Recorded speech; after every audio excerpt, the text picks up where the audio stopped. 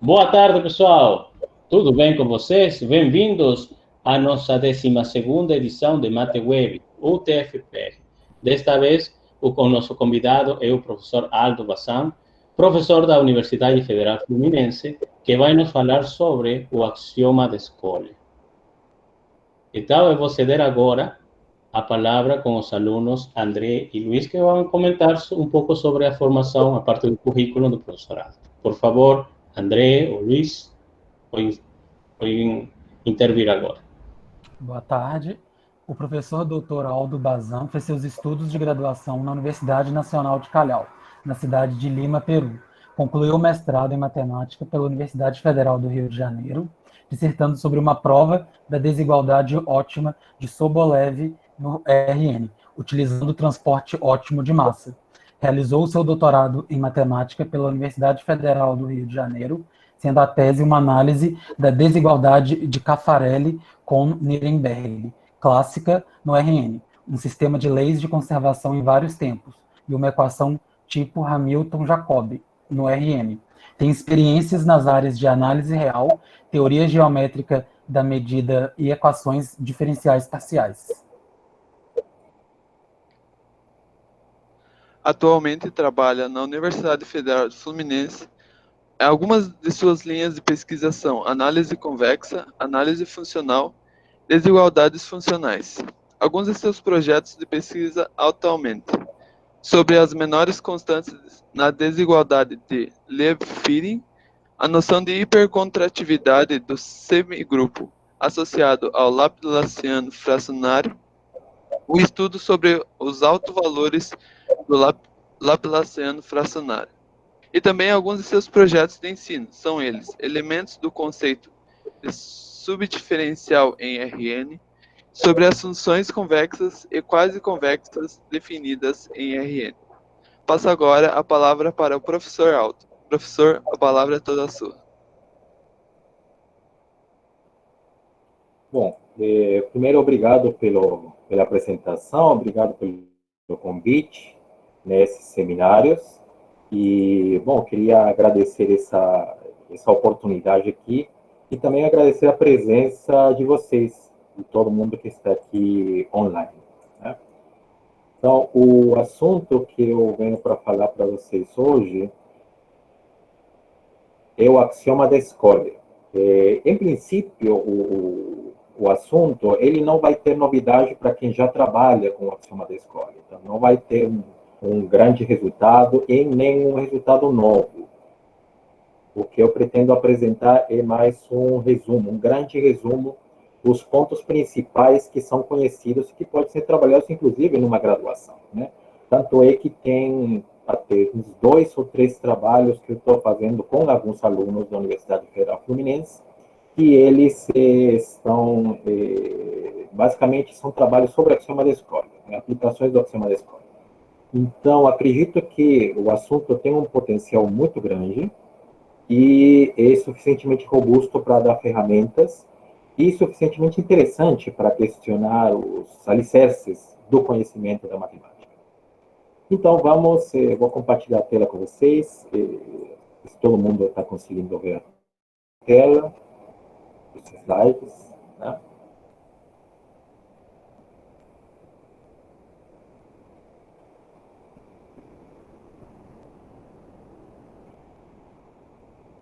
Então, o título, como eu falei para vocês, é sobre o axioma da escolha. O axioma da escolha é um pouco da história do axioma da escolha, né?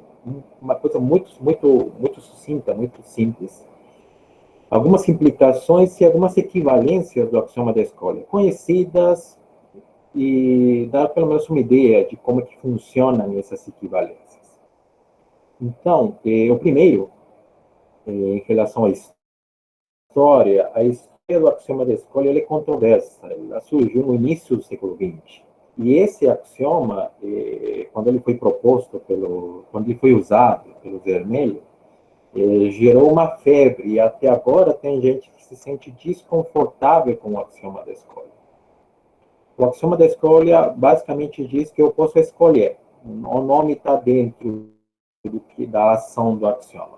eu tenho uma quantidade grande de conjuntos e eu posso escolher um elemento de cada conjunto e construir um novo conjunto. Esse é o axioma da escolha. Né? Então, tem várias reformulações, várias equivalências, então, no fundo é isso. Você escolher elementos de conjuntos e construir um novo conjunto. Qual é o X da questão? O X da questão é que o axioma da escolha não diz como você vai fazer essa associação, essa atribuição. Só te diz que é possível. Então, por isso é que muita gente, na época, quando ele foi proposto, foi contra. E ao longo do tempo também, estamos falando nomes de pessoas bem conhecidas, como Emil Borel ou Lebesgue. Né? Eles encontram a ideia do axioma da escolha, para eles não era correto, porque não dava uma forma construtiva de obter essa escolha, essa atribuição, de obter, determinar a função que faz isso. Né? Então, também a gente chama isso de função escolha, uma função que pega cada elemento de um grupo de conjuntos e constrói um novo conjunto. Esse processo, essa atribuição, a gente chama também de função escolha. Tá? Então, essa função escolha, que surge no início do século XX, ela foi proposta pelo Zermelo. E, antes disso, a história começa, mais ou menos, com o Cantor. Porque o axioma da escolha está inserido dentro da ideia do infinito. Então, porque no infinito que ele revela a verdadeira potência dele. No caso finito, não. No caso finito, até dá para fazer certos processos que a gente consegue fazer. Entretanto, tem alguns casos no infinito que são interessantes. A gente não vai falar, mas a gente vai concentrar o nosso olhar no caso do infinito. Bom, vamos começar com o sumário, né? O que eu vou falar para vocês hoje. Um pouco de história do axioma da escolha, algumas equivalências conhecidas, 2, algumas implicações pequenas. Interessante que pode ser desnecessário o axioma da escolha em certos resultados que a gente está acostumado a usar. E algumas consequências estranhas. Eu já estava falando um pouquinho, o professor Ivan comentou ontem, assim, uma coisa que achou, né? E isso vai aparecer no final, tá? É uma coisa, são vários assuntos interessantes. Então, a história, para que vocês vejam mais graficamente, né, começa com Cantor. Tá? Ele cria a teoria moderna dos conjuntos e ele publica uns 6 artigos. Em 1878 a 1879 a 1884. Nesses 6 artigos, no 5º artigo, ele propõe que qualquer conjunto pode ser bem ordenado. Qualquer conjunto. Se a gente pensa nos números naturais, por exemplo, é fácil perceber que ele tem uma boa ordem. O que é uma boa ordem? É uma ordem que você introduz no conjunto, de tal sorte que quaisquer 2 elementos são comparáveis, isso seria uma ordem total, e que qualquer subconjunto do conjunto que você está estudando tem um menor elemento. Isso é claro, por exemplo, nos números naturais, a relação menor ou igual, você pega o conjunto dos inteiros, ou conjunto dos pares, o menor elemento é 2. Pega o conjunto dos ímpares, o menor elemento é 1. Se você pensa nos naturais começando do 1, começando do 0, seria o 0. Se você pensa nos primos, se você pensa nos múltiplos de 7, etc, etc. Então, qualquer subconjunto dos naturais tem um menor elemento. E essa ordem menor ou igual é uma ordem tal que quaisquer 2 elementos dos naturais são comparáveis. Então, isso significa que você tem uma boa ordem nos naturais. E essa boa ordem é o menor ou igual. Quando você pensa na reta real, por exemplo, a reta real, com a relação menor ou igual, ela é totalmente ordenada. Isto é, quaisquer 2 elementos reais, 2 números reais, você pode dizer quem é menor que quem. Isto é, são comparáveis. Mas, com a relação menor ou igual, você não pode dizer quem é o primeiro elemento de todos os subconjuntos de R. Por exemplo, o intervalo aberto 0, 1. O intervalo aberto 0, 1, esse conjunto com a relação menor ou igual não tem primeiro elemento, não tem menor elemento. E o Cantor falou que reais existe uma relação de ordem, e não só uma ordem total, como que faz que qualquer subconjunto dos números reais tenha um menor elemento.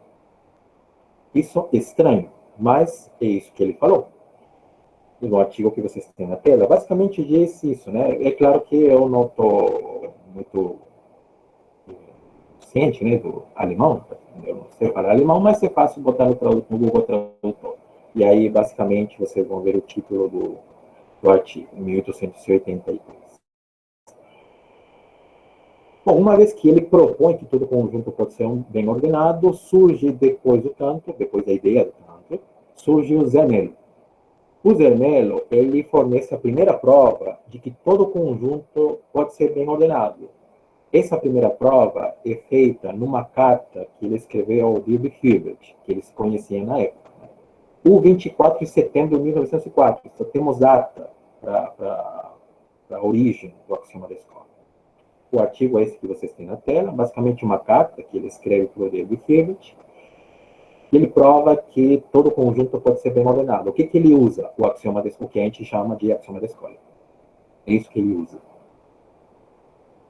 E a partir daí é que começaram os problemas, porque as pessoas não aceitavam que existisse uma função que você não pode determinar, não pode dizer quem é, não pode ter alguma construção da função. Depois, tem vários nomes grandes associados ao processo do que vem depois do Zermelo. Um deles, talvez o mais conhecido, o mais famoso, seja o Kurt Gödel. E o Kurt Gödel, ele trabalhou também, ele é até famoso por questões ele provar que qualquer sistema axiomático tem proposições que não são nem verdadeiras nem falsas, né? Em 1931. Mas o que interessa para a gente é o ano 1938, que é quando ele prova a consistência do axioma da escolha.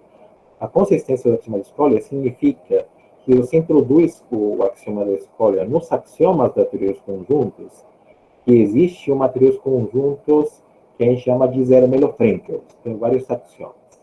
Então, você introduz o axioma da escolha e todos esses axiomas não produzem uma proposição de tal sorte que você tenha, vamos supor que a proposição você chama de P, você não tenha P como proposição e não P também como proposição. Não tem as duas ao mesmo tempo existindo no mesmo sistema axiomático. Quando isso acontece, dizemos que os axiomas são consistentes. Então, o caso do axioma da escolha, ele provou em 1938 que ele é consistente. E algo importante também, já que a gente surgiu essa ideia, é que a teoria dos conjuntos, com Cantor e depois com Zermelo, né, e as pessoas que foram estudando depois, se vocês percebem aqui, Cantor, ele trabalhou o conceito de cardinal e diz que a noção de conjunto era intuitiva. O problema com isso é que a intuição engana a gente, muitas vezes, em matemática. Então, foi necessário dar uma construção, um axioma de construção. E por isso que o Hilbert perseguia essa ideia de que realmente a matemática poderia ser axiomatizada, e veio depois o Gödel falando que não. Falando que todo não era conhecido, que sempre ia ter proposições que não íamos saber se eram verdadeiras ou falsas. Mas essa construção de axiomas, essa teoria axiomática dos conjuntos, ela gerou uma série de teorias de conjuntos. Uma delas, que é a que a gente costuma usar, é conhecida como a Zermelo-Fraenkel, ou ZF. E quando você acrescenta o axioma da escolha, você diz que você está no mundo da ZFC. Vai aparecer nos slides depois, tá? Então, basicamente, o ZFC é o que a gente conhece em teorias conjuntos, que a gente está acostumado a trabalhar em matemática, junto com o axioma da escolha. Você diz que o axioma da escolha é verdadeiro. Vai em frente. Mas você pode considerar também ZF sozinho, sem o axioma da escolha. Tá? Então, bom, eu queria citar esses três nomes, que são três nomes grandes, bem conhecidos, e os artigos que vocês podem procurar depois. Posso até deixar esses slides depois, para quem tiver curiosidade, pode procurar os artigos que estão aparecendo aí, que dá para baixar eles pelo portal da CAPES, que eu baixei daí também. Depois, uma vez que temos já pelo menos esses três nomes grandes, né, tem outros associados ao processo, tá? Mas pelo menos estou colocando esses três. Depois, temos o seguinte, equivalências. né? Então, as equivalências que eu vou mostrar para vocês vão ser só duas. A primeira é que o axioma da escolha é equivalente ao lema de Zon. E a outra é que o axioma da escolha é equivalente ao princípio de boa ordenação. Isto é, o que o Zé Melo falou. Tá? Então, o que acontece? Essas duas proposições, o lema de Zon e o princípio de boa ordenação, são afirmações que, em relação ao axioma da escolha, parecem não exatamente dizer a mesma coisa, mas é possível mostrar que são equivalentes. E eu estou deixando o roteiro mais ou menos do que como é que funciona a prova. Tá? É claro que isso está feito em vários livros, em várias referências, com muito detalhe, muito boas, então eu só estou dando pelo menos a ideia para vocês. Tá? Então, primeiro, o lema de Zon, o que ele diz? O que ele diz? Diz o seguinte, vamos supor que temos um conjunto X, parcialmente ordenado no vazio, né? Dizer que é parcialmente ordenado significa que a relação que está em X é uma relação de ordem parcial, isto é, que ela é reflexiva, antissimétrica e transitiva. Tá? E também diz que cada cadeia é limitada superiormente. Uma cadeia é um subconjunto de X totalmente ordenado. Então, você tem um conjunto X que é parcialmente ordenado, você pode pensar no R2, e retas, por exemplo, seria um subconjunto de R2, retas, mas dentro de uma reta, você pode comparar os elementos. Você pode dizer quem vem primeiro e quem vem depois. Então, uma reta é uma cadeia. Uma cadeia é um conjunto no qual todos os elementos são comparáveis. Bom? Então, o que está dizendo o lema de Zon é que você vai ter um conjunto parcialmente ordenado, onde toda a cadeia é limitada superiormente. Então, X possui um elemento maximal. Tá? Um elemento maximal não é exatamente o elemento máximo. Na verdade, esses dois conceitos eles até têm alguma relação quando você vê na literatura, só que o máximo existe e o único e maximal pode ter vários maximais em relação. Você pode pensar, para entender a ideia um pouco do elemento maximal, numa árvore que cresce para baixo. O elemento maximal é o ponto mais alto da árvore.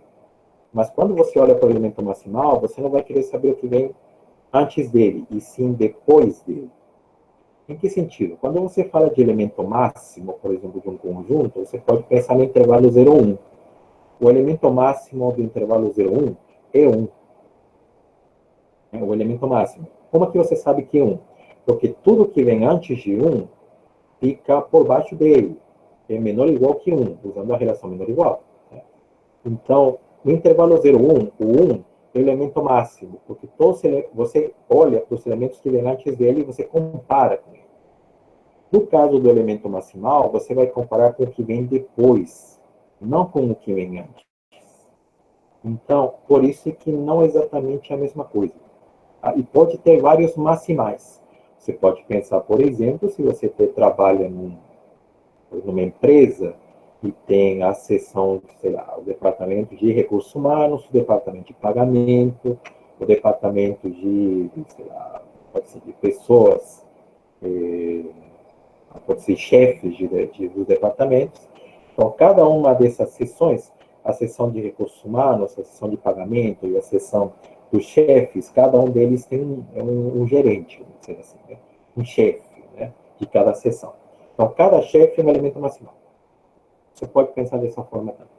Bom? Então, o que diz o lema de Zon é isso. Seja X um conjunto parcialmente ordenado não vazio, então que cada cadeia é limitada superiormente, isto é, qualquer conjunto totalmente ordenado tem uma cota superior. Então, X possui um elemento maximal. Não é muito claro se você para pensar. Tá? Não é muito claro assim, se você vê, olha para esse problema e você fala, é verdade. Não necessariamente. Tá? A sensação não é clara. Uma vez que você vê a prova, sim, você aceita. Mas só depois você vê a prova. O outro que vem depois é pior. Tá? Mas esse daí já dá uma luz do que vem. Como que você prova que a axioma da escolha implica o lema de Zon? Primeiro que você faz, você pega o conjunto, um conjunto e subconjunto de X, e nesse conjunto de subconjunto de X, você usa a relação de inclusão. Por que isso é feito? Isso é feito porque o conjunto que você tem, o conjunto X, ele é parcialmente ordenado, mas a ordem que você introduz é uma ordem abstrata. E uma ordem abstrata, difícil de trabalhar. Então, é melhor você trabalhar com uma ordem que você conhece.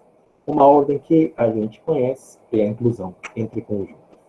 Tá? Então, por isso é que o primeiro passo para ir do axioma da escolha para o lema de Zohn, você tem conjunto X, você cria um conjunto gama a partir do X, e nesse gama você usa a inclusão. Então, o gama é um conjunto de conjuntos. Tá? E nesse gama você vai trabalhar, você vai obter todos os resultados. Tanto é que nesse gama você vai mostrar que existe um elemento maximal. E o que acontece é que você mostrar que nesse gama existe um elemento maximal, implica que no conjunto X também existe um elemento maximal. Então, a prova é basicamente isso. Você tem um conjunto X com uma relação de ordem parcial que você não conhece, né, onde toda a cadeia é limitada superiormente. Você associa a um conjunto de conjuntos, você usa a relação de inclusão. Nesse lambda, nó, né, você consegue mostrar que existe um elemento maximal, e esse elemento maximal garante que tem um elemento maximal em X. Tá? Eu não vou colocar os detalhes aqui, porque ia ser mais demorado, mas a ideia é essa. E para a volta, o que você faz? Se você já conhece o lema de Zohn, você quer aplicar e quer mostrar o axioma da escolha, o que você faz? Bom, se você quer mostrar o axioma da escolha, você precisa mostrar que existe uma função escolha. É uma função que faz exatamente isso. Você tem uma quantidade grande de conjuntos, de cada conjunto você escolhe um elemento e você construi um novo conjunto. Essa ação de escolher é o que a gente está chamando de função escolha. Então, a função escolha, ela se caracteriza por essa propriedade que vocês têm na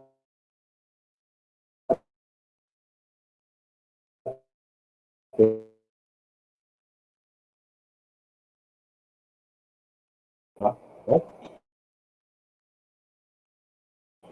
Então, a construção, no caso, a escolha é mais simples. O que você faz se você define um conjunto, todas as aplicações que parecem a função escolha, só que o domínio não é todo o conjunto das partes.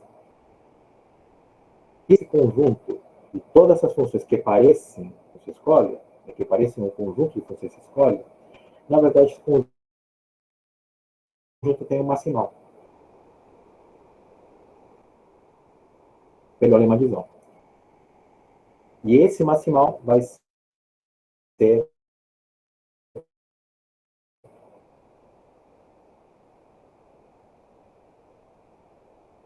uma coisa que tem que ter um conjunto de X. O lema de Zohn, com a axioma da escolha, sempre vai trasladar a ideia de X para o conjunto das partes. Em X você tem uma relação de ordem parcial. No conjunto das partes você tem inclusão. Então é interessante trabalhar na inclusão. Tanto é que na primeira parte, que o axioma da escolha implica o lema de Zohn, você usa a inclusão. Tá? E o gama é um subconjunto de P de P de X, na verdade. Mas vamos deixar isso para depois, talvez, a gente falar, ou você pode procurar outras referências. Bom, esse seria a prova, mais ou menos uma ideia da prova do lema de Zohn. Tá? E o lema de Zohn é equivalente. Ainda, porque o princípio de boa ordenação diz que todo conjunto pode ser bem ordenado. De elementos, ele pode ser um espaço vetorial finito-dimensional, infinito-dimensional, qualquer tipo de característica que ele tem. Ele pode ser bem ordenado. Então, como é que a gente prova isso? A prova que é mais conhecida é de boa ordenação. Porque da etapa anterior, sabemos que o axioma da escolha é equivalente ao lema de Zohn. Então, basta que você prove que o lema de Zohn é equivalente ao princípio de boa ordenação para dizer que o princípio de boa ordenação é equivalente ao axioma da escolha. Como que a gente prova que o lema de Zohn implica o princípio de boa ordenação? Você sabe, e nesse conjunto X, você pega todos os subconjuntos do conjunto X, e para cada subconjunto você associa uma boa ordem a esse conjunto.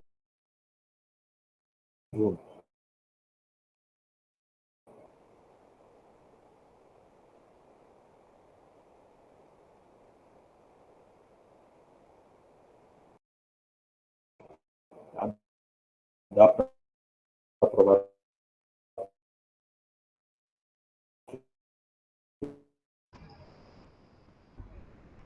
Oi, professor Aldo, está caindo sua internet. Está travando sua internet.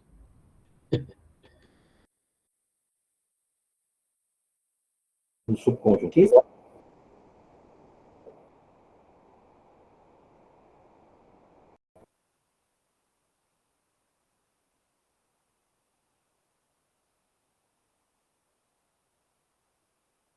Está escutando? Sim, mas está caindo toda hora a internet, a sua.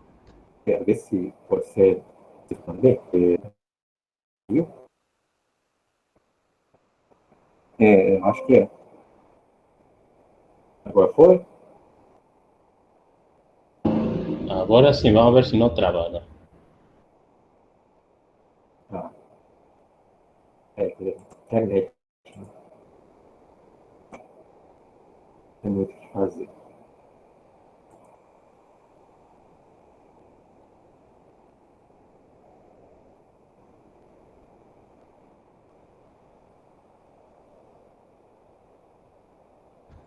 Problemas técnicos Foi? sempre acontecem, né? A gente não está livre disso.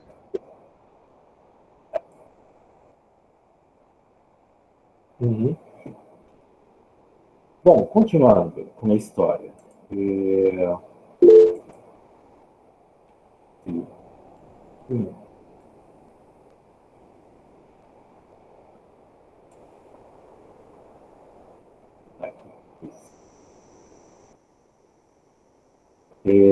Bom, agora seria o princípio de coordenação. Como é que a gente prova que o lema de Zone implica o princípio de coordenação? O que devemos procurar? O que devemos procurar é que criar um conjunto de tal sorte que nesse conjunto possamos aplicar o lema de Zone. Esse é o nosso objetivo. Nosso objetivo é aplicar num conjunto o lema de Zone. Isto é, num conjunto parcialmente ordenado, temos que mostrar que toda cadeia possui uma cota superior. Isto é, todo conjunto totalmente ordenado possui uma cota superior. Esse conjunto, neste caso, vai ser o W, que é o conjunto dos pares A, R, A. Nesse conjunto é possível mostrar que todas essas cadeias possuem uma cota superior. Portanto, ele tem um elemento maximal. E esse elemento maximal vai ser exatamente o X, porque se já temos um princípio de boa ordenação, isto é, o nosso conjunto pode ser bem ordenado, ele tem uma boa ordem, isto é, se eu pego qualquer subconjunto de X, ele tem um menor elemento, com certeza. Então, o que eu vou fazer? Simples, eu defino a minha função escolha, a candidata a essa função escolha, como o mínimo de cada conjunto. Então, se eu tenho qualquer subconjunto de X, se eu defino a função, me dá o mínimo desse conjunto. Eu sei que o mínimo existe, porque o conjunto que eu estou trabalhando ele é bem ordenado, pelo princípio de coordenação. Tá? Então, isso significa que temos a nossa função escolha e acabou o problema. Então, a volta é bem tranquila. A ida aqui demora um pouquinho, mas também não é tão demorada. Aqui demora um pouco mais se é anterior. A axioma de escolha ser equivalente ao lema de Zone. Essa linguagem que eu estou usando, ele está seguindo o livro do Paul Halmos, tá? Porque tem outras referências que usam outra linguagem um pouco mais técnica, e é claro que as demonstrações são bem rápidas, mas eu estou preferindo usar o Halmos, que acho que usa ferramentas que são comuns para a grande maioria das pessoas. Então, tem um terceiro, eu acho que eu coloquei, né, que é a base de Hamel, tá? Que é espaços vetoriais, tá? Que isso também é equivalente à axioma da escolha. Bom? E a base de Hamel é o quê? É a base de um espaço vetorial que todo mundo conhece lá de GeoGebra linear, né? Que diz que todo espaço vetorial possui uma base de Hamel. Essa é a afirmação. E como que a gente prova que esses dois resultados são equivalentes? O que é mais tranquilo é você provar que o lema de Zone implica a existência de uma base de Hamel. O que dá mais trabalho é provar que uma base de Hamel implica o axioma da escolha. Tá? Como que você prova que uma base de Hamel implica o axioma da escolha? Você vai ter uma família de conjuntos não vazios, se chama de XI, por exemplo. Né? Você junta esses conjuntos e forma um conjunto X. E depois você vai definir funções racionais, isto é, quocientes de polinômios, tendo um corpo K fixado. O corpo você que escolhe. Pode ser C, inclusive, não tem problema. E nesse espaço vetorial, você vai usar a hipótese que todo espaço vetorial tem uma base. Porque de cara, de início, quando você tinha somente um X, né, para provar o axioma da escolha, o axioma da escolha não diz nem que o conjunto tem uma ordem, que tem uma estrutura. Diz simplesmente que existe uma função escolha. E para você aplicar a existência de uma base de Hamel, você precisa de um espaço vetorial. Então, a gente precisava gerar um espaço vetorial. Então, esse espaço vetorial é gerado dessa forma. Você gera um conjunto, o espaço das funções racionais sobre o corpo K. Esse espaço vetorial, por hipótese, ele possui uma base. E a partir dessa base, você vai obter um subconjunto finito, Fi, para cada Xi. Isso implica o axioma da escolha? Não exatamente. Tá?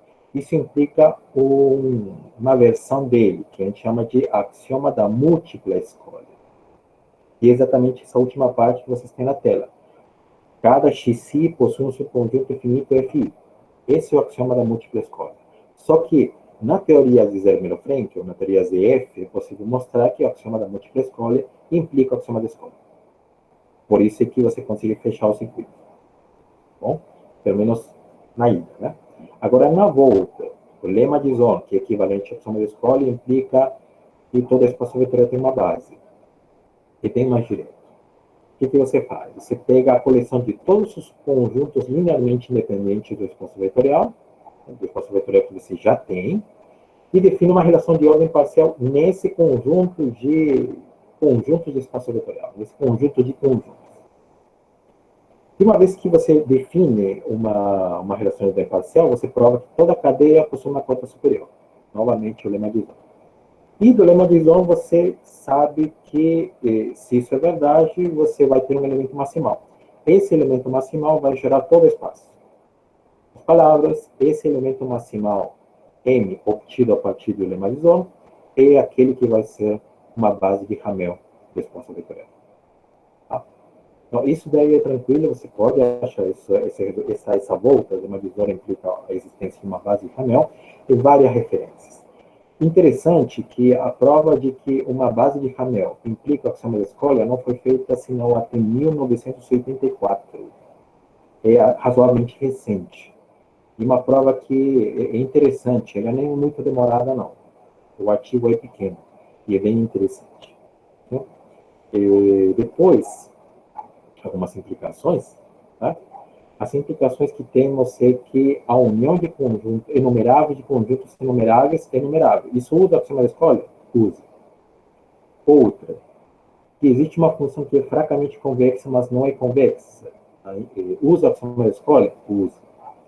E depois, o teorema de Rambar. Usa a axioma da escolha? Usa. Isso é conhecido. Tá? Então, vamos dar mais ou menos uma ideia, né? Pelo menos o primeiro. A união enumerável de conjuntos enumeráveis é enumerável. Tá bom. É meio sutil. É meio sutil, porque esse resultado você pode ver, por exemplo, numa disciplina de análise real, análise na reta. Você tem uma família de conjuntos enumeráveis, AK, que eu notei como AK. E eu estou escrevendo AK como XKI. Eu estou nomeando os elementos de AK. Né? Então, nesse processo de escrever dessa forma, eu estou escolhendo uma forma de denotar AK. E como eu estou escolhendo uma forma de denotar AK, eu estou usando o axioma da escolha enumerável. O axioma da escolha enumerável, a diferença do axioma da escolha, o axioma da escolha, novamente, o que ele diz? Temos uma quantidade arbitrária de conjuntos não vazios e posso escolher um elemento de cada conjunto e construir um novo conjunto. Esse processo gera uma função escolha. Agora, se eu não tenho uma quantidade arbitrária, uma quantidade enumerável de conjuntos, e eu faço o mesmo processo, eu vou extrair um elemento de cada conjunto que eu tenho agora, isso se conhece como axioma da escolha enumerável. E é isso que eu fiz. Porque, em princípio, AK, eu não sei qual é o comportamento de AK. No momento que eu vou construir AK, explicitamente, eu estou usando o axioma da escola. Mesmo que não apareça, eu estou usando o axioma da escola. Tá? E depois, a prova, você pode usar a diagonal de Cantor, é um resultado conhecido que você pode encontrar em muitos livros. A ideia dessa parte não é fazer a demonstração do resultado, e sim mostrar onde que aparece o axioma da escola. Segundo, existe uma função que é fracamente convexa, mas não é convexa. O que é fracamente convexo? O que vocês têm na tela. F de x mais y sobre 2 é menor ou igual que 1 meio de f de x mais f de y. E uma função convexa é quando você troca 1 meio, que está aparecendo na história, por 1 menos θ e por θ. Se você faz θ 1 meio, na segunda desigualdade, você recupera a primeira. Então, a segunda é mais geral que a primeira. É possível mostrar que se uma função ela é fracamente convexa e ela é contínua, então ela é convexa. Tá? Então, é possível também mostrar, né, usando a teoria Zermelo-Frenkel junto com o axioma da escolha, que o espaço vetorial R sobre o corpo dos racionais ele possui uma base de Hamel. Então, essa base de Hamel ela é utilizada para mostrar que existe uma função que é fracamente convexa, mas que não é convexa. Tá? Existe, na verdade, uma função que é fracamente convexa e descontínua. Bom, então, é aí que aparece, no espaço vetorial racional. Bom, ele possui uma base de Hamel, que é equivalente ao axioma da escola. E o teorema de Rambanach, ele diz que você pode estender uma função. Você tem um funcional linear que é uma transformação linear definida no espaço vetorial no corpo, sobre o qual o espaço vetorial está definido. E esse funcional linear está definido sobre o subespaço, neste caso eu estou falando de E e G. G é um subespaço e E é o espaço maior. Então, a função, o funcional linear está definido em G.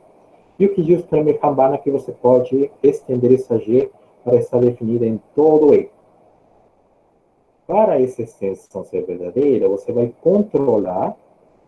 Você já tem que G é majorada por uma função P, isto é, G menor ou igual que P, no subespaço G. E você consegue mostrar que existe uma função F que é controlada por P novamente, só que agora em E. Isso é, antes você tinha G menor ou igual que P. Agora você tem F menor ou igual que P, onde F estende G. Tá? E como se você aumentasse o tamanho de G para chegar a C. Você está fazendo uma extensão.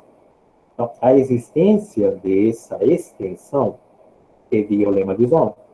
Você define um conjunto, como vocês têm na tela, e esse conjunto, você mostra que ele, nesse conjunto, toda a cadeia possui uma conta superior. Se toda a cadeia possui uma conta superior do lema de Zon, ele possui um elemento maximal. E esse elemento maximal é o funcional linear que você está procurando. Tá? Então, isso é uso do lema de Zon. São implicações, são usos do axioma da escolha em problemas de matemática, tá? Diferentes assuntos. Bom, uma vez que temos algumas implicações, que nós já vimos como se usa um pouquinho, né? Pelo menos uma ideia. Agora, pode ser que não faz falta, né? Pode ser desnecessário. Então, o que acontece? Tem alguns resultados que a gente vê, que a gente usa, e a gente mostra, né, em diferentes disciplinas, nas quais é usado o axioma da escola. Mas dá para contornar, dá para não usar. Isso daqui é um exemplo. Tá? Tem mais 2 exemplos aqui. Se der tempo, eu falo dos 2. Pelo menos esse daqui, que é mais conhecido. Né? Todo subconjunto infinito limitado possui um ponto de acumulação em R. Isso é conhecido de análise e dá para fazer sem maior inconveniente. Então, você pode pensar no intervalo, fechado e limitado, e sempre tem um ponto de acumulação. Um ponto ao redor do qual tem muitos pontinhos do conjunto que se acumulam. Bom? Então, por exemplo, você pode pensar no intervalo aberto 0, 1, e no ponto 1, por exemplo, você tem qualquer vizinhança que você tem ao redor de 1, mesmo 1 não fazendo parte do conjunto, 1 é um ponto de acumulação. E ele ele é ponto de acumulação porque qualquer intervalinho que você define ao redor de 1 tem infinitos pontos do intervalo 0, 1 aberto. Bom? Então, a prova comum que a gente usa é usando o teoria dos conjuntos Zermelo-Fraenkel, que é o junto com a função da escolha, TCF, T. Primeiro, você pega o conjunto X, como ele é limitado, então deve estar no intervalo AB. Tudo bem. Como AB é compacto, qualquer cobertura aberta de AB possui uma subcobertura finita. Tá bom. Caracterização de conjuntos compactos. A seguir, o que a gente faz? Para cada x que pertence a B, existe uma vizinhança aberta, B de x, é o que x em interseção com Bx é finito. Essa segunda afirmação quer dizer que eu estou indo por contradição. Tá? Estou dizendo, vamos supor que o conjunto X não possui pontos de acumulação. Então, eu sei que eu pego qualquer elemento do intervalo AB, então existe uma vizinhança que só tem uma quantidade finita de pontos de X. A diferença de um ponto de acumulação que sempre tem infinitos pontos ao redor do X. Tá? Se X fosse um ponto de acumulação. Então, nesse caso, dá para construir uma cobertura aberta de AB, como vocês têm na tela, e como AB é um intervalo compacto, então possui uma subcobertura finita. E eu posso escrever X como essa união que vocês têm, e eu estaria dizendo que X é finito, mas temos como hipótese que X é infinito, absurdo, tá? De onde o teorema está provado. Então, a prova precisa do axioma da escolha. Vamos para a outra parte que diz ZF, isto é, só na teoria Zermelo-Fraenkel. O começo é o mesmo. Eu tenho X, eu tenho um intervalo aberto, e eu tenho uma cobertura aberta de AB, e eu sei que qualquer cobertura aberta possui uma subcobertura finita. Tudo bem? Segundo, eu posso escolher uma cobertura específica dessa forma. Vão ser os conjuntos abertos, subconjuntos abertos de AB, tais que a interseção com X é finita. Eu vou definir a minha cobertura dessa forma. E aí não estou escolhendo ninguém. Então, essa segunda etapa, ela troca o Bx que apareceu em ZFC pelo B, que é um aberto tal que B interseção X é finita. E aí eu não dependo mais do axioma da escolha.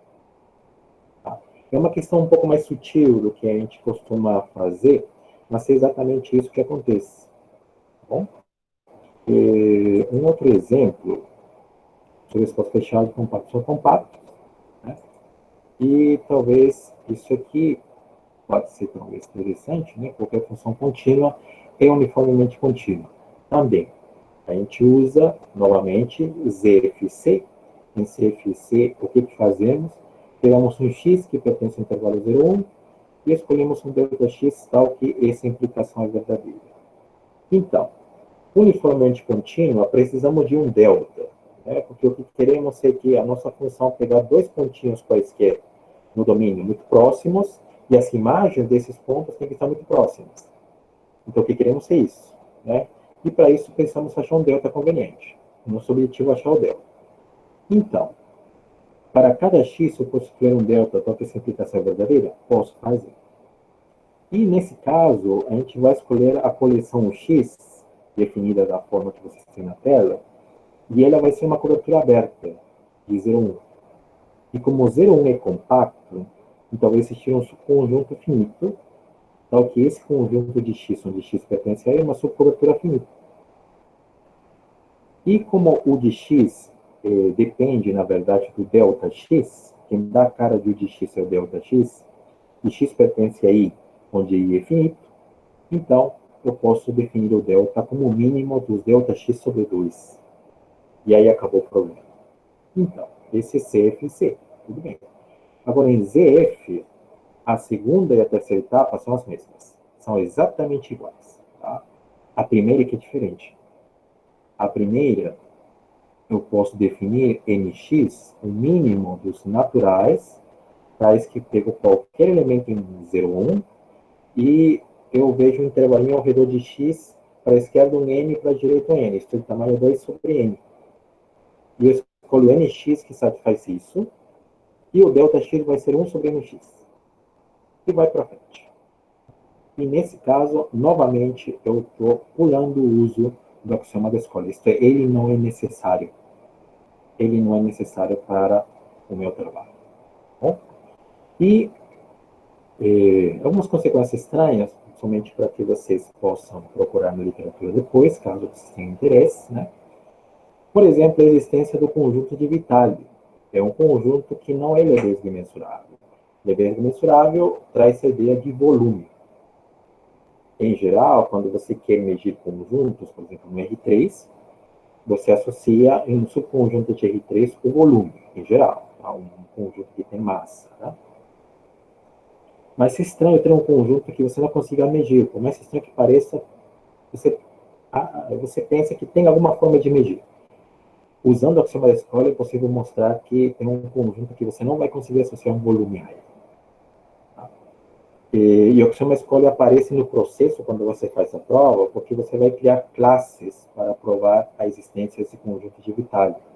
Você trabalha com o intervalo 0,1, na verdade. Tá? E no intervalo 0,1 você gera classe, se na escolha do representante da classe, aí que aparece o axioma da escolha. O segundo é o paradoxo de Banach-Tarski. Informalmente falando, ele diz que você pode quebrar uma bola, fazer movimento rígido, tração, rotação, e você gerar duas bolas com o mesmo volume cada uma, que é original. Isso é como se você tivesse um igual a 2. Muito estranho, mas é exatamente isso que diz o paradoxo de Banach-Tarski. Aqui está o enunciado correto, tá? Como aparece dos trabalhos falando sobre esse paradoxo. Novamente, a ideia, quando você vai quebrar, no processo você vai novamente gerar classes. E quando você gerar classes, você vai escolher representantes. Essa escolha de representantes tem por trás o axioma da escolha. Finalmente, a equação funcional de Cauchy. A equação funcional de Cauchy existem funções que satisfazem a igualdade. F de x mais y igual a f de x mais f de y. O que diz o axioma da escolha é que existem funções descontínuas tais que isso é verdade. Porque você pode pensar em funções contínuas que satisfazem isso. Né? F de x igual a x é o exemplo mais simples, mas descontínuas envia o axioma da escolha. Tá? E onde que aparece? No processo de demonstração, aparece porque você vai usar a existência de uma base para o espaço vetorial racional R. Isto é, o espaço vetorial R definido sobre o corpo dos racionais. Bom? E, essas são as referências que eu usei no trabalho. O primeiro é o original do Banach-Tarski. O segundo é um livro sobre a vida do Zermelo, muito interessante, por sinal. O terceiro axioma da escolha, as implicações da matemática, é um trabalho de final de grau, um trabalho bem interessante de ler. O Halmos, como eu tinha falado com vocês, Pellice, que ele tem esses exemplos que eu mostrei, por exemplo, onde onde você pode tirar o axioma da escolha da história, e ainda funciona a demonstração, e são nesse livro, no livro do 2006, do axioma da escolha. O seguinte é a consequência do axioma da escolha, um livro grande, e só tem consequências do axioma da escolha, que são um monte, são muitas. O seguinte, os lemas de zona e aplicações, algumas aplicações principalmente voltadas para álgebra. A gente não falou de álgebra aqui, mas, por exemplo, um outro resultado que é equivalente ao axioma da escolha é que todo anel comutativo com unidade possui um ideal maximal. Então, esse, por exemplo, é uma afirmação que é equivalente ao axioma da escolha também. O Hatch, que é um livro clássico do axioma da escolha. O Martin Löf, falando sobre 100 anos do axioma da escolha.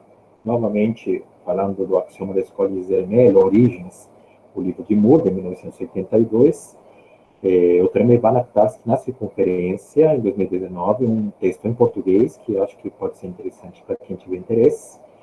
Um livro também sobre a equivalência do axioma da escolha. O livro é só sobre a equivalência do axioma da escolha. Eu apresentei 3 para vocês, tem um monte. Tá? O penúltimo é um texto de educação, onde fala a história, basicamente, do infinito. A autora fala a história do infinito. É um texto bem interessante. E o último, que é o paradoxo de Banach-Tarski, onde ele faz uma apresentação e fala um pouco sobre a construção da demonstração do teorema. Que a gente chama de paradoxo, mas no fundo ele é um teorema, porque ele tem prova. O teorema de Banach-Tarski. Bom, Então, essa seria a apresentação. E, mais uma vez, obrigado pelo espaço e pela paciência. Certo, professora. Muito obrigado pela apresentação e por ilustrar sobre este controverso, né? O axioma da escolha. Então, eu vou pedir ao público, por favor, que dê uma, como é de costume, né? Uma batida de palmas pela excelente palestra do professor Aldo. Tá? Muito obrigado, professor Aldo, por estar presente. Muito obrigado a todos. Tá?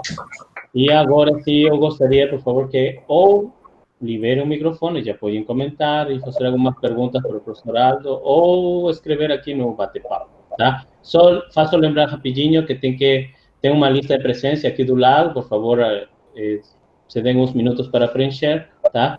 E, bom, a continuação, não sei quem gostaria de comentar alguma coisa, fazer alguma pergunta.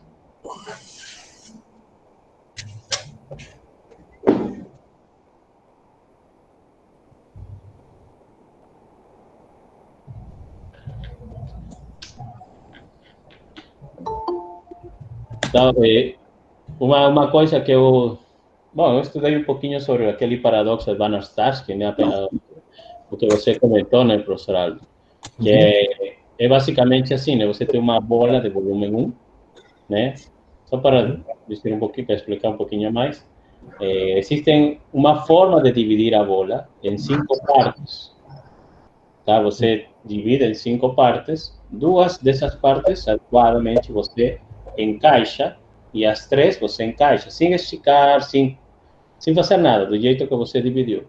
Você tem dois conjuntos. Esses 2 conjuntos são exatamente a mesma bola, e com volume 1.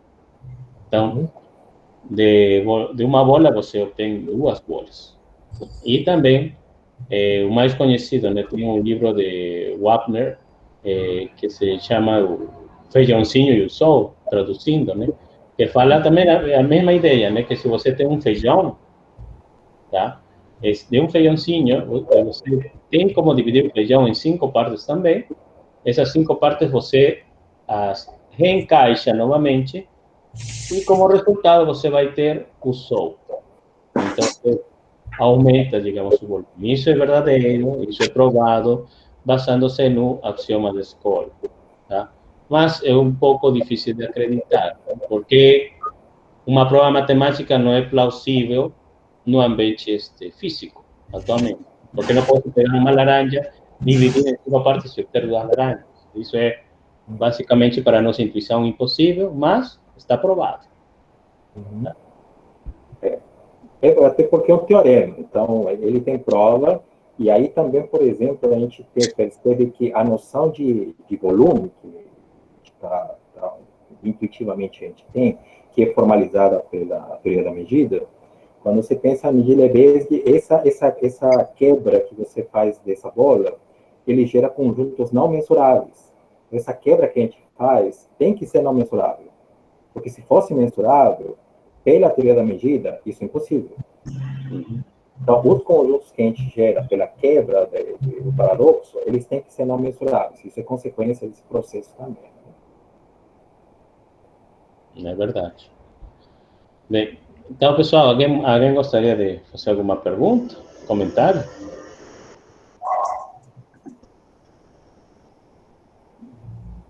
O Miguel? Ai, querendo...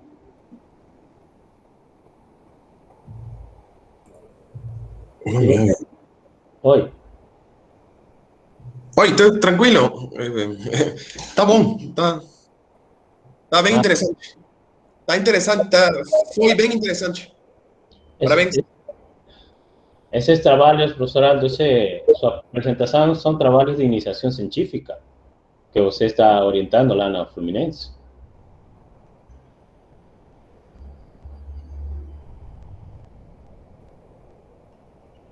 Eu? Sim, eu perguntei se a sua palestra basicamente é... Bom, você está dando sistemas, você comentou para seus alunos de iniciação científica, né? Ah, sim. Na verdade, primeiro comecei trabalhando com relações binárias, né? E tem um livro, assim, bem bem legal que eu consegui achar assim, catando, procurando, né? Que é do, acho que Alencar, o sobrenome do autor. Então, é livro só de relações binárias. Então, os alunos da graduação, eu percebi que eles têm bastante dificuldade nos conceitos de relação de equivalência e relação de ordem, que são relações binárias. Esse livro trabalha bem essa relação de equivalência e de ordem. E no final do livro, ele comenta um pouquinho do axioma da escolha. Então, aí eu apresentei o livro para os alunos, já tem algum tempo, alguns anos. Aí comecei a trabalhar, eles viram que aos poucos conseguiam entender alguns conceitos, porque tem um livro que tem bastante exercício. E aí depois a gente evoluiu um pouco para o livro do Halmos, que é um pouco mais duro, um pouco mais denso. Mas aí a gente encontrou um assunto que era interessante, que é o axioma da escolha. Então aí começamos a ver as equivalências, um pouco da primeira equivalência com o lema de Zon, um pouco com o princípio de boa ordenação, e mais ou menos esse foi o trabalho. Depois foram se acrescentando outros alunos. Agora tem 2 alunos que estão trabalhando sobre o conjunto de Vitali, por exemplo. Né? A construção é algumas questões associadas ao conjunto Vitali, porque tem várias perguntas que podem ser feitas em relação a essa construção. E tem um outro aluno que escreveu um trabalho que a gente está corrigindo sobre a prova de que todo espaço vetorial tem uma base e implica o axioma da escolha. Porque essa volta tem alguns pontinhos assim que não são tão claros, porque dentro desse processo de demonstração aparece o conceito de número cardinal e número ordinal. Então, isso daí já gera um pouco de dificuldade para o aluno, porque normalmente esses conceitos não são vistos assim, na graduação. Então, aí tem que puxar um pouco mais, tem que pensar um pouco mais. Ficou um trabalho legal, mas ainda está um pouco denso para escrever. Então, mas tem um trabalho legal. Acredito que vai ficar uma coisa muito boa. E entre um dos resultados que você apresentou, é um resultado de 1986, se eu não lembro, né? Essa implicação do base de Hamel acima da escolha é 84. 1984? É. Nossa, é bem recente, né? É bem recente. E tem outro que ainda não trabalhei com os alunos, não sei se alguém que quiser trabalhar, né? Que também é um artigo. E dos 9, se não me engano, são 9 axiomas de espaço vetorial, na verdade, são necessários 6. Nossa. Tem 3 que são completos, os outros 6. Então, você não precisa dos 9, precisa dos 6 ou 7. Acho que são 6. E está aprovado, um artigo. E não é muito antigo, não. Deve ser os 70, mais ou menos. Não me lembro exatamente o ano. Mas é uma coisa assim, bem interessante também, porque surgiu uma pergunta natural, né? Quando você fala do axioma da escolha, e em geral, por exemplo, do postulado das paralelas, também em geometria, né, que são outro resultado polêmico, você quer ver se eles são consequência dos outros axiomas que você já tem. Né? Se é consequência, então, na verdade, é um teorema. Já foi provado que não é. Então, aí vem a pergunta falando de base de Hamel, espaço vetorial. Será que os axiomas que a gente define num espaço vetorial, todos eles são independentes entre eles? A resposta é não. Como aparece na maioria dos livros. Né? Tanto é no livro do Halmos, ele no livro de álgebra linear, né? Ele fala que ele enuncia os axiomas, mas ele depois diz: aqui estamos enunciando os axiomas, mas não dizemos que eles são totalmente independentes. Mas ele só disse isso. Né? Aí é trabalho da gente procurar catar para ver se realmente são nós. Se lava as mãos, né? Assim, Isso é procura. Procura interessante. Então, pessoal, alguém gostaria de fazer alguma pergunta? Inicialmente, ao professor Alves. O professor Ángel. Aló, doctor Iván, aló. Professor Ángel, sim, pode falar. Profesor. Aló. A ver, al doctor, a modo de comentario, nada más, o sea, la base para entender estos temas que ha puesto el doctor, hay que conocer un poco del análisis real, en realidad. Hay bastante análisis real como base para entender estos temas, ¿no? Ese es un modo de comentarle más o menos lo que yo he podido ver. Eu diria que o ideal é ter uma boa base de teorias conjuntas. Teorias conjuntas, relações binárias. As aplicações, sim, as aplicações podem aparecer em análise, em álgebra linear, na álgebra, na geometria, teoria da medida, etc. Mas a base, eu diria mais teorias conjuntas. E para teorias conjuntas é necessário ter uma certa experiência. Então, uma pessoa que está no primeiro ou segundo semestre talvez ia ser difícil, mas alguém que está na graduação, né? Está na metade, por exemplo, da graduação, talvez já consiga pegar um pouco mais, porque tem que ter uma certa maturidade para pegar os conceitos. Mas uma vez que pega, aí a pessoa já fica olhando assim, tudo se transforma, tudo tem um novo sentido. A pessoa fica mais confiante, começa a entender os conceitos. Eu acho que é uma experiência muito boa. Em geral, o retorno que eu tenho, pelo menos, dos alunos, é muito bom. É muito bom. Bien, cierto. Iván. O professor Ángel Koch, pode falar, por favor. O professor Aldo, e quando Sim. o senhor fala em aluno, está falando de aluno da graduação ou da pós-graduação?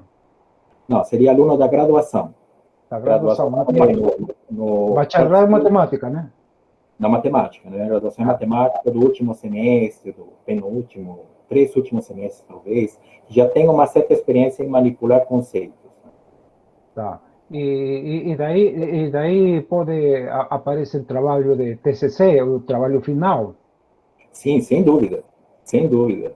O paradoxo de Banach-Starsky, o conjunto de Vitali, vai mexer com vários assuntos, a ideia de ideais maximais, a ideia de grupos também tem um impacto em grupos, tem certas afirmações que são consequências do axioma da escolha em teoria de grupos, e assim vai.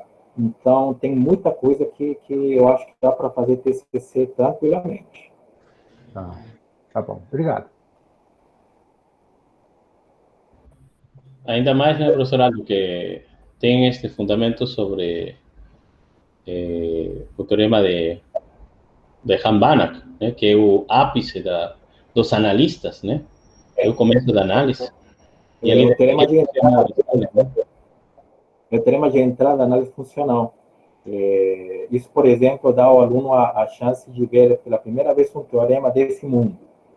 E o curioso é que a demonstração ela não usa ferramentas abstratas de espaços infinidimensionais, integração, derivação, não. É simplesmente teorias conjuntas.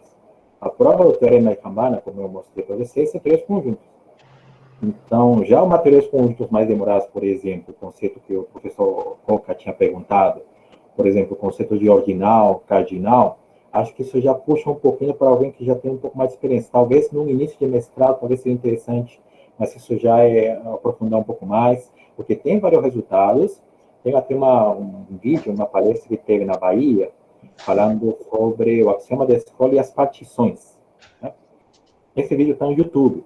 Então, esse vídeo, o palestrante, né, ele fala que a existência, por exemplo, de conjuntos não mensuráveis não é necessariamente culpa do axioma da escolha, e sim de uma versão mais fraca dele. Porque tem versões mais fracas que o axioma da escolha que implicam a existência de conjuntos que a gente não pode associar ao volume. Né? E a ideia de partição está fortemente associada ao axioma da escolha, por exemplo, pelo paradoxo de Banach-Tarski. Né? Então, tem a teoria dos conjuntos vista como, seguindo o roteiro, por exemplo, do livro Halmos, ele acredita que dá para trabalhar numa graduação boa. Já uma teoria, usando o recurso da teoria dos conjuntos axiomática mais moderna, acho que sim, isso levaria mais tempo, já talvez seria para talvez um mestrado, ou alguma coisa, já uma especialização, porque realmente demandaria mais tempo.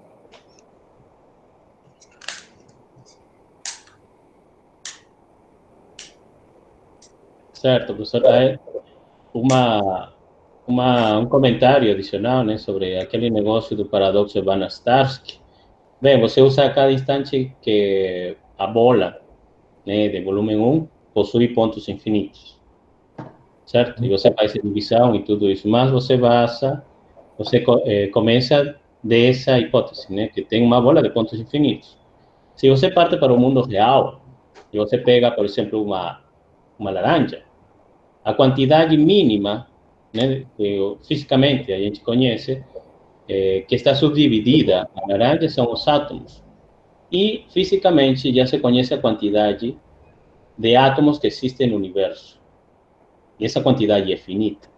Portanto, dentro dessa laranja existe uma quantidade finita de pontos nos quais nós iríamos dividir. E, nesse caso, a parte física não pode ser aplicada, né? Com a consequência do paradoxo de Van-Staatsky. Então, a intuição que nós tínhamos na parte real não pode ser levada, né, ao campo de matemática, neste caso, usando o axioma da escola. Então, pessoal, alguém mais gostaria de fazer alguma pergunta, algum comentário? Bem, se ninguém mais, então, eu realmente agradeço ao professor Aldo Bazán, colega e parceiro da faculdade. A gente se formou no mesmo lugar e também se formou na Fluminense. Também te formaste no mestrado, né? Não, foi na UFRJ. Ah, na UFRJ, né? Mas agora está trabalhando na Fluminense. Então, pessoal, eu agradeço ao professor Aldo pela participação e eu gostaria novamente que vocês liberem o microfone e fazer uma batida de palmas, tá? Para o professor por e sobre todo aquela informação sobre novos livros que estão falando, novas identidades, né, que está relacionada com o axioma da escola e os demais axiomas equivalentes, tá? E lembrem que esse trabalho, bem, a apresentação do professor Aldo é fundamentalmente para, bem, basicamente para aluno de graduação. Quem sabe alguns de vocês presentes desejam fazer o TCC sobre isso, a gente pode entrar em contato com o professor Aldo e ver, né, porque tem consequências bem interessantes, tá? Então, eu agradeço a participação de todos vocês, tá? Agradeço a fidelidade à MateWeb e eu os convido para a próxima semana, sexta-feira, às 19 horas, temos uma convidada especial, a professora Gisele da Rocha, que é especialista na área de educação, tá? E vai falar-nos sobre o processo de aprendizagem da matemática para crianças e adolescentes com síndrome de Down, tá? Comemorando este mês, que é o mês da conscientização das crianças com síndrome de Down. Tá, pessoal? Então, conosco, todo o grupo de MateWeb os agradece a participação e a presença de todos e os esperamos nas próximas edições. Muito obrigado e até mais, pessoal. Muito obrigado, professor Aldo. Muito obrigado. Tá bom? Parar a gravação aqui.